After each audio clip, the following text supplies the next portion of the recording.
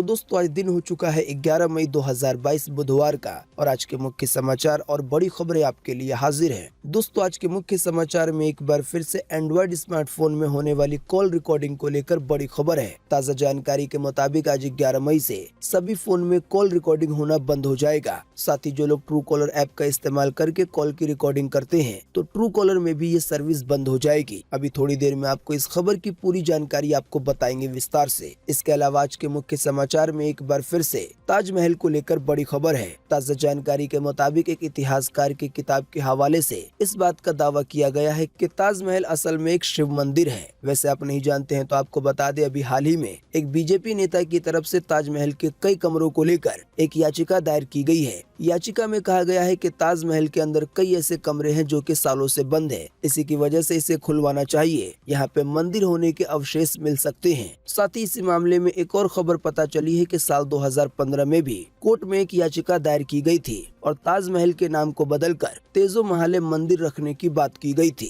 खैर ये केस तो पुराना है, लेकिन जो अभी हाल ही में याचिका दायर की गई है इस पे जल्दी हाईकोर्ट की बेंच सुनवाई करेगी। इसके अलावा आज के मुख्य समाचार में कुतुब मीनार को लेकर भी एक बड़ी खबर है। कुतुब मीनार को लेकर भी कहा गया है कि इसकी दीवारों पर सदियों पुराने मंदिरों के अवशेष साफ दिखाई पड़ते हैं। इसमें हिंदू देवी देवताओं के कई नक्शे बने हुए हैं। अभी हाल ही में इसे लेकर हिंदू संगठन के नेताओं ने बीते मंगलवार को मीनार में हनुमान चालीसा का पाठ करने का ऐलान किया था। हालांकि उन्हें हिरासत में ले लिया गया। कुतुब मीनार को लेकर कुछ लोग ये प्रदर्शन कर रहे हैं और ये मांग कर रहे हैं कि कुतुब मीनार का नाम बदलकर विष्णु स्तंभ कर दिया जाए। इसके अलावा आज के मुख्य समाचार में एक बार फिर से दिल्ली में बुलडोजर चलने को लेकर बड़ी खबर है। ताज़ा जानकारी के मुताबिक दिल्ली के जहांगीरपुरी के बाद दिल्ली के कई और इलाकों में एमसीडी कार्रवाई कर रहा है, यानी कि जो भी अवैध चीजें बनी हुई हैं, चाहे वो घर हो, दुकान हो या मंदिर मस्जिद वगैरह, उसे तोड़ा जा रहा है। इसके अलावा आज के मुख्य समाचार में बिटकॉइन जैसी करेंसी यानी कि क्रिप्टो करेंसी को लेकर बड़ी खबर है। ताज़ा जानकारी आई है कि इनमें निवेश करने वालों को एक और झटका लग सकता है। खबर यह है कि क्रिप्टो करेंसी को जीएसटी के दायरे में लाते हुए इस पे 28% का टैक्स लगेगा, यानी कि 28% का जीएसटी। साथ ही आज के मुख्य समाचार में महंगाई को लेकर भी एक बड़ी खबर है। दोस्तों आज के इस मुख्य समाचार में इन सभी खबरों के अलावा भी कई और बड़ी खबरें हैं। इसी की वजह से वीडियो को थोड़ा सा भी ना भगाएं और देखें ध्यान से आखिर तक, ताकि कोई भी जानकारी मिस ना हो। वीडियो में बढ़े आगे इससे पहले बस आपसे एक छोटी सी रिक्वेस्ट है कि वीडियो को लाइक कर दें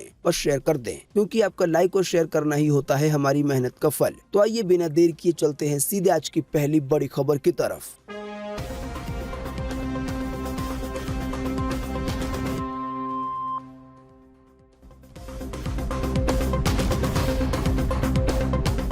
कॉल रिकॉर्डिंग वाले एंड्रॉइड ऐप आज से हो जाएंगे बंद। ट्रू कॉलर से भी नहीं कर पाएंगे इस सुविधा का उपयोग, यानी कि थर्ड पार्टी ऐप के जरिए नहीं होगी कॉल रिकॉर्डिंग। जी हां, कॉल रिकॉर्डिंग की सुविधा वाले एंड्रॉइड ऐप आज बुधवार से बंद होने वाले हैं। गूगल प्ले स्टोर में बदलाव के कारण एंड्रॉइड फोन पर कॉल रिकॉर्डिंग ऐप काम नहीं करेंगे। साथ ही ये जानकारी आई है कि ट्रू कॉलर यूजर भी अपने एंड्रॉइड फोन पे ट्रू कॉलर का इस्तेमाल करके कॉल की रिकॉर्डिंग नहीं कर पाएंगे। ट्रू कॉलर के अलावा भी जो भी ऐप है जो कि कॉल रिकॉर्डिंग की सुविधा देते थे, उन सभी ऐप के जरिए अब कॉल रिकॉर्डिंग बंद हो जाएगी। वैसे आप हमारे मुख्य समाचार अगर रोजाना देखते होंगे तो इससे जुड़ी एक जानकारी हमने आपको पिछले मुख्य समाचारों में बताई थी। असल में ये खबर गूगल कंपनी की तरफ से आई थी कि थर्ड पार्टी ऐप के जरिए अब कॉल की रिकॉर्डिंग नहीं होगी। हाँ, लेकिन अगर आपके फोन में इनबिल्ट कॉल रिकॉर्डिंग का फीचर मौजूद है तो आप कॉल की रिकॉर्डिंग कर पाएंगे। लेकिन अभी तक जैसे होता आया है कि किसी के फोन में अगर कॉल रिकॉर्डिंग का फीचर नहीं है तो वो प्ले स्टोर पे जाता है और कोई ऐप डाउनलोड कर लेता है और उसके जरिए कॉल रिकॉर्डिंग होने लगती है। तो ये जो अलग से ऐप डाउनलोड करके कॉल रिकॉर्डिंग होती थी, इसको गूगल की तरफ से बंद कर दिया गया है और ये आज 11 मई 2022 से लागू होगा। आइए चलते हैं अगली खबर की तरफ। एक इतिहासकार की किताब के हवाले से ये दावा किया गया है कि ताजमहल असल में एक शिव मंदिर है। जल्दी इससे जुड़े एक मामले पे हाईकोर्ट करेगा सुनवाई। जी हाँ, आप हमारे अगर मुख्य समाचार अगर रोजाना देखते होंगे तो बीते रोज एक खबर आई थी जिसके तहत हमने आपको बताया था कि एक बीजेपी नेता ने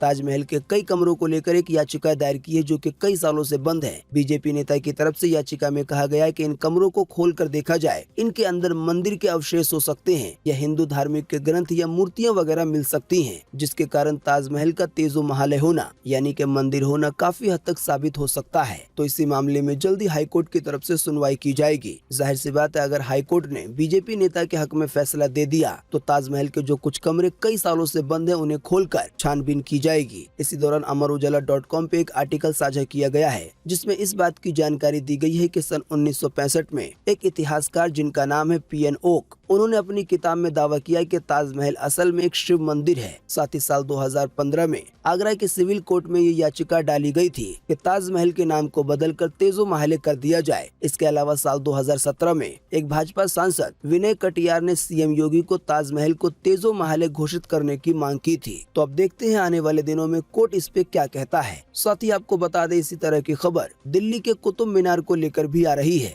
आइए इससे जुड़ी ज्यादा जानकारी देखते हैं अगली खबर में। आइए चलते हैं अगली खबर की तरफ। 27 हिंदू और जैन मंदिरों के अवशेष से बनी है मीनार। साथ ही कुतुब मीनार के परिसर में कई देवताओं की मूर्तियां भी हैं। जी हां, अयोध्या के बाद काशी, मथुरा, ताजमहल और अब दिल्ली के कुतुब मीनार को लेकर विवाद छिड़ गया है। हिंदू संगठन के नेताओं ने बीते मंगलवार को मीनार में हनुमान चालीसा का पाठ करने का ऐलान किया था। हालांकि इससे पहले ही उन्हें हिरासत में ले लिया गया। अब ताजा जानकारी के मुताबिक प्रदर्शनकारियों की यानी कि हिंदू संगठन नेताओं की ये मांग है कि कुतुब मीनार का नाम बदलकर विष्णु स्तंभ रख दिया जाए। यानी कि ताजमहल और कुतुब मीनार की खबर मिलती जुलती केवल इसलिए है क्योंकि वहां पर भी ताजमहल का नाम बदलकर तेजो महाल करने की बात की जा रही है और वहीं दूसरी ओर कुतुब मीनार के नाम को बदलकर विष्णु स्तंभ रखने की मांग की जा रही है। वैसे आप नहीं जानते हैं तो आपको बता दें, भारत की सबसे ऊंची मीनार यानी कि कुतुब मीनार दिल्ली के मेहरौली इलाके में छतरपुर मंदिर के पास है और इसे विश्व धरोहर में शुमार किया जाता है। साथ ही आपको बता दें, इसके बनने का काम 12वीं और 13वीं शताब्दी में हुआ था। वैसे आप नहीं जानते हैं तो आपको बता दें, कुतुब मीनार को बनाने में कई बादशाहों का हाथ है। हालांकि सबसे पहले इसकी शुरुआत एक मुस्लिक शासक कुतुबुद्दीन ने की थी।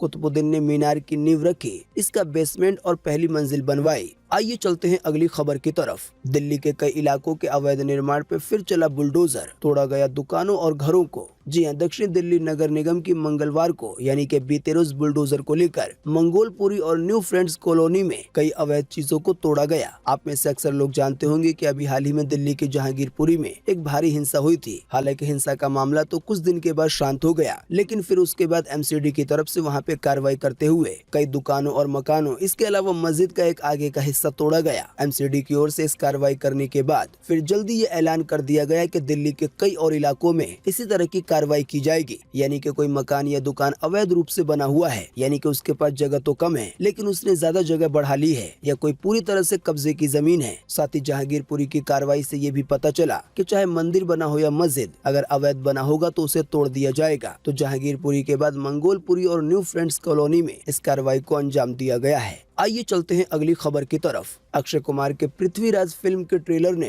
रच दिया है इतिहास। ट्रेलर रिलीज के 24 घंटे में 50 मिलियन व्यूज क्रॉस करने वाली बन गई है ये पहली हिंदी फिल्म। जी हां, अक्षय कुमार की आने वाली एक नई फिल्म जिसका नाम है पृथ्वीराज, उसका ट्रेलर अभी हाल ही में बीते सोमवार को रिलीज किया गया था यूट्यूब पर। ट्रेलर रिलीज के 24 घंटे में एक नया इतिहास रच दिया गया। जानकारी के मुताबिक फिल्म के ट्रेलर ने केवल 24 घंटे में 50 मिलियन से ज्यादा व्यूज पा लिए। इसके साथ ही कम समय में इतने ज्यादा व्यूज को क्रॉस करने वाली ये पहली हिंदी फिल्म बन गई है। यानी कि अगर KGF 2 और RRR मूवी को हटा दिया जाए, यानी कि जो साउथ की मूवीज है अगर उसकी बात न की जाए, तो ऐसा पहली बार हुआ है किसी हिंदी फिल्म के साथ कि केवल 24 घंटे में उसके ट्रेलर पर 50 मिलियन से ज्यादा व्यूज आए हो। आइए चलते हैं अगली खबर की तरफ। क्रिप्टो करेंसी के निवेशकों को लग सकता है एक और बड़ा झटका। 28% टैक्स लगाने की तैयारी में है GST परिषद। जी हां, देश में बजट वाले दिन वित्त मंत्री निर्मला सीतारमन ने क्रिप्टो करेंसी एसेट पर 30% का टैक्स और साथ ही में 1% का TDS लगाकर निवेशकों को झटका दिया था। वहीं इसी मामले में एक और ताज़ा जानकारी आई है जिससे क्रिप्टो करेंसी में निवेश करने वालों को झटका लग सकता है। ताज़ा जानकारी के मुताबिक एक रिपोर्ट में कहा गया है कि देश में क्रिप्टो निवेशकों को एक और परेशानी का सामना करना पड़ सकता है। 30% के टैक्स के बाद अब माल एवं सेवा कर यानी कि GST परिषद भी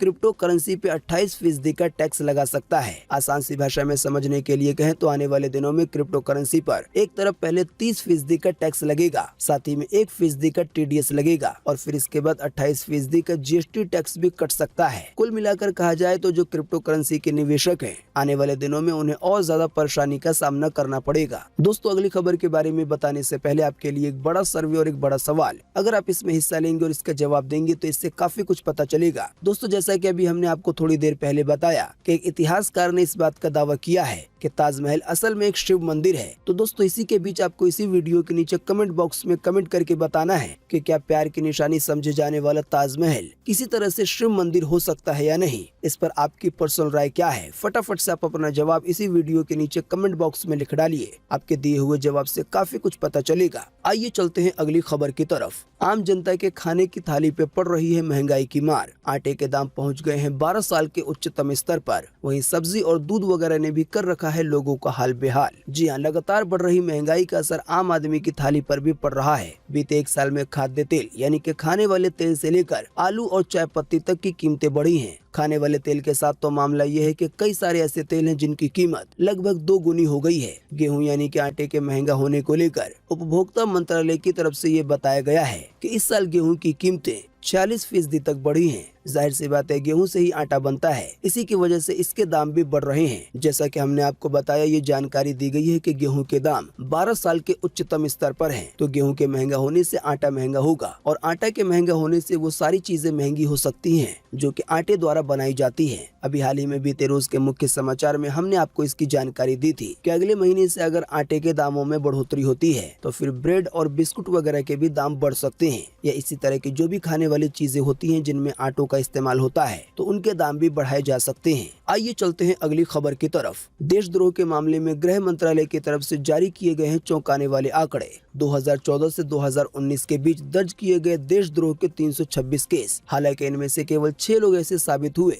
जो असल में देशद्रोह थे। जी हां, साल 2014 से साल 2019 के बीच देशद्रोह के कानून के तहत कुल 326 मामले दर्ज किए गए। इनमें से केवल 6 लोगों को दोषी ठहराया गया। आपको बता दें, ये जानकारी खुद गृह मंत्रालय की ओर से बीते मंगलवार को जारी की गई है। बिल्कुल आसान सी भाषा में समझने वाली बात यह है कि जब किसी पे राजद्रोह का आरोप लगता है या कोई और व्यक्ति जब दूसरे व्यक्ति पे राजद्रोह का आरोप लगाता है तो जब तक ये बात पूरी तरह से साबित न हो जाए तब तक ये चीज केवल एक आरोप रहती है। जैसे कि गृह मंत्रालय की तरफ से जो आंकड़ा जारी किया गया है कि 2014 से 2019 के बीच 326 ऐसे मामले आए जो कि देशद्रोह के थे, यानी कि इतने सारे लोगों को देशद्रोह कहा गया। हालांकि जब छानबीन की गई तो पता चला कि 326 में से केवल 6 लोग देशद्रोह थे। आइए चलते हैं अगली खबर की तरफ। देश के सबसे बड़े बैंक यानी कि SBI ने दिया है ग्राहकों को बड़ा तोहफा। FD पर ब्याज दरों में किया है इजाफा। आइए बताएं क्या होगा फायदा। जी हां, भारतीय स्टेट बैंक ऑफ इंडिया ने अपने ग्राहकों को तोहफा दिया है। दरअसल बैंक ने 2 करोड़ रुपए और इससे ज्यादा की डोमेस्टिक बल्क FD पर ब्याज दरें बढ़ा दी हैं। SBI की ओर से इस बदलाव की जानकारी वेबसाइट पे अपलोड कर दी गई है। तो जो भी स्टेट बैंक ऑफ इंडिया के धारक हैं और अगर आपको इस फिक्स डिपॉजिट के ब्याज के बारे में कुछ जानना है तो आप ज्यादा जानकारी के लिए SBI की वेबसाइट को विजिट कर सकते हैं या सीधे ब्रांच में भी जा सकते हैं। FD की ब्याज दरों को लेकर बताया गया है कि 180 दिनों से 210 दिनों की अवधि वाली FD पर अब 3.5% का ब्याज दिया जाएगा। इसके अलावा 211 दिन से ज्यादा और 1 साल से कम की FD पर 4.25% का, जबकि 1 साल से कम और 2 साल से कम की अवधि पर पूरे 4% के हिसाब से ब्याज मिलेगा। हालांकि फिलहाल SBI की तरफ से जिन ब्याज दरों को बढ़ाया गया है वो 2 करोड़ रुपए या इससे ज्यादा की FD पर है। आइए चलते हैं अगली खबर की तरफ। बीते रोज एक बार फिर से मिले 2200 से ज्यादा नए मामले कोरोना वायरस के। इसी दौरान एक बार फिर से गई है 10 लोगों की जान कोरोना के कारण देश भर में। जी हां, बीते रोज लगभग 24 घंटे में एक बार फिर से 2200 से ज्यादा नए मरीज मिले हैं कोरोना वायरस के। इन नए मरीजों के मिलने के बाद अब अपने देश में कोरोना वायरस के टोटल मरीजों की संख्या 4,31,07,689 हो गई है। साथ ही आपको बता दें कि इन टोटल मरीजों में से अभी तक 5,24,103 लोगों की जान जा चुकी है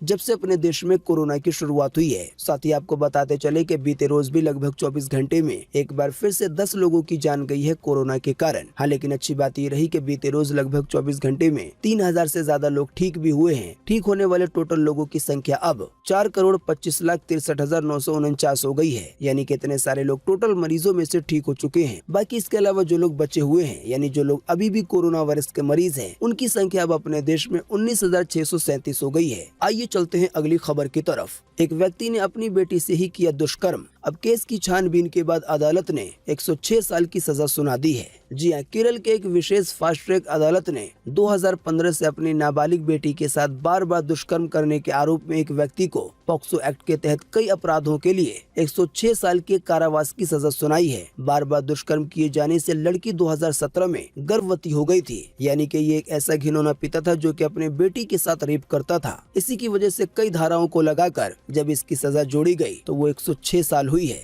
आइए चलते हैं अगली खबर की तरफ। बीते रोज के आईपीएल मैच में गुजरात ने लखनऊ को 62 रन से हराया। आइए बताएं मैच का अपडेट। जी हां, बीते रोज के मैच में टॉस जीतकर पहले बल्लेबाजी करते हुए गुजरात की टीम ने 20 ओवर में 4 विकेट खोकर 144 रन बनाए। हालांकि जवाब में लखनऊ की टीम 13 ओवर 5 बॉल में 82 रन बना सकी और पूरी तरह से आउट हो गई और आउट होने के साथ ही एक बड़े अंतर यानी कि 62 रन से हार गई। साथ ही अब गुजरात इस जीत के साथ प्लेऑफ में पहुंच गया है। आईपीएल देखने के शौकीनों को बता दें कि आज भी एक मैच खेला जाएगा शाम के 7:30 बजे, जिसमें आमने सामने होंगे राजस्थान रॉयल्स और दिल्ली कैपिटल्स। स्पोर्ट्स से जुड़े चैनलों पे आप इसका लाइव प्रसारण देख सकते हैं। आइए चलते हैं अगली खबर की तरफ। सोने का दाम फिर हुआ थोड़ा सा महंगा। आइए बताएं सोने चांदी के ताजा भाव। जी हां, बीते मंगलवार को सोने के दाम में 0.20% की बढ़ोतरी देखने को मिली है। इस बढ़ोतरी के बाद अब 10 ग्राम सोने की कीमत 51,061 रुपए हो गई है। वहीं अगर बात की जाए चांदी की, तो चांदी के दामों में भी 0.65% की तेजी देखी गई है।